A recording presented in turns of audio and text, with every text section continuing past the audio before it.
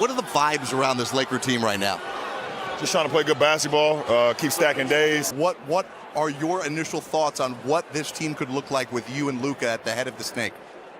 It's going to be special, I think so. This play right here pretty much sums up how the Lakers dominated the Clippers, and what this play shows is ball movement and how the Lakers were all on one accord. Maybe instead of that play, we use this one where LeBron hits Austin Reaves, who then sends it over to Vincent in the corner for a 3, because all game, LeBron and Austin Reaves were taking turns playmaking or scoring the ball, and it was truly beautiful basketball. At 40 years old, LeBron continues to show everyone why he's still in the league, because with a stat line of 26 points, 9 assists and 8 rebounds on 72% true shooting, it shows you he can still get in his bag.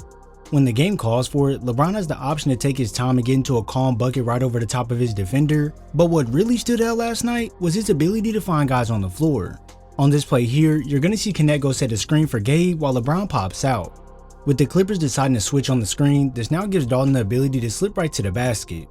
LeBron himself is able to notice this before he even touches the ball, so once it hits his hands, he already knows where to send it.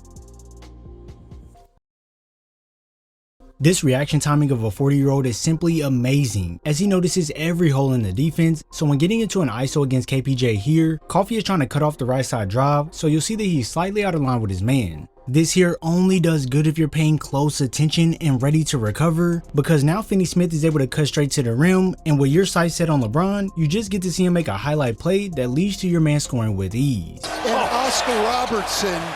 All night, LeBron was showing the Clippers that they can't have any lapses in their defense, as even if you try to double him off the screen and stop him from scoring, well, he'll just opt into a pass over the top, which leads to an and-1 for Jackson Hayes.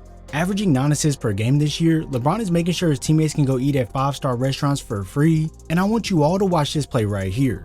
Upon catching the ball, LeBron is already looking at the opposite corner. Now why is that? Well, he knows Zoo is going to be on him, so that leaves Norman Powell to split the difference between two players. So with this simple pivot wraparound pass, LeBron slides this down the baseline right to Rui for a corner 3 ball. Now just because his passing was a factor doesn't mean his scoring was lackluster.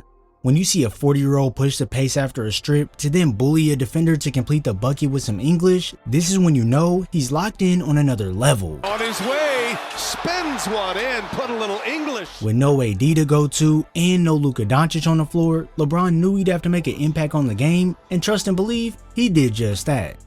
With confidence, he got into these 3-pointers, knocking them down with some swag, and with one of these coming at the end of the quarter off a step back over KPJ, this put the Lakers on a 10-0 run. LeBron James makes it a 10-0 run. Yeah, straight dominant. And with the defense worried about the pull up from deep, well, here's where Bron can serve the up fake, pass it over to Hayes so he can slice to the rim like a madman. And hey, when James is coming at you with a full head of steam, you already know it's a done deal. James fouled, it goes, and 1. Now LeBron himself wasn't the only one dissecting the defense, as Austin Reaves joined the party to make his presence felt. With 20 points and 9 assists, Reaves was doing whatever he wanted on the offensive end, so at any time he chose, he could touch the paint, commanding the attention of the entire Clippers defense, and at this point, he has many routes he can go. He can choose to kick it out to a wide open Gabe Vincent, who is hot from deep. He can also decide to hit Jackson Hayes on the strong baseline side, or like we're about to see, Reaves can dump it off to Rui cutting behind Kawhi, and another 2 points is added on the board.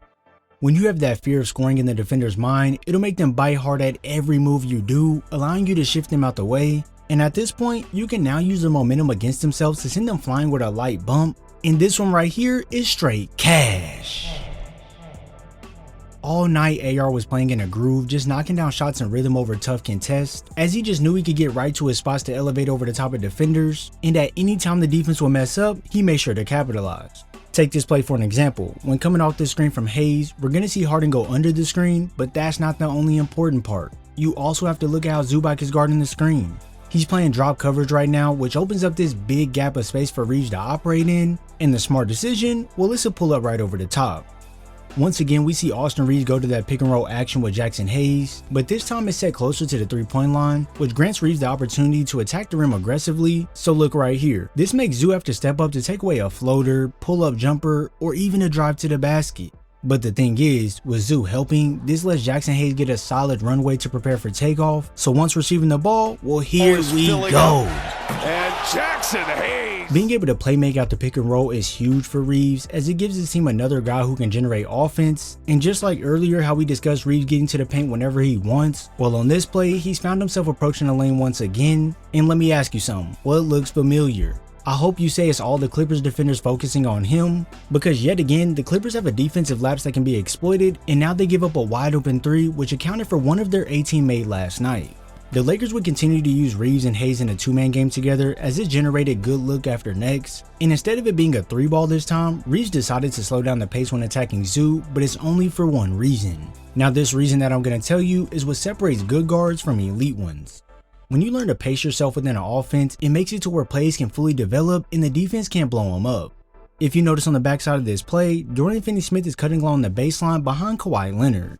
If Reaves would have rushed off the screen, it would have been much harder for him to get this pass off, as the lane would have been crowded. So by coming off this screen more controlled, it lets the play materialize, and now another easy 2 points is added. Play Thursday in a game we'll have on. Yeah, I know, it's simple but it's highly effective. It's plays that don't take a whole lot that can lead to you winning games. As here, once you notice you have a big on you and the lane is wide open, go ahead and feed one move, which is the hezzy Austin Reaves uses, and get to the basket to finish.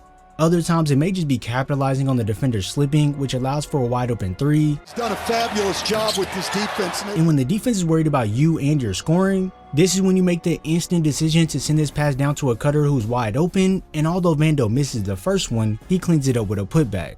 This cohesiveness between players on this team is something that makes them hard to guard, because it's not that the Lakers lack talent, it's the fact that they seem to not play together at times, which can make their offense look stagnant. When the ball doesn't stick and it moves from one player to the next, this is when you get open shots like this, as Zoo is stuck in the paint like quicksand while Rui pulls up from deep. Now imagine this, you take this squad the Lakers have and you pair Luka Doncic with it. And hey, I know a lot of people don't think LeBron and Luka can work, but hear me out.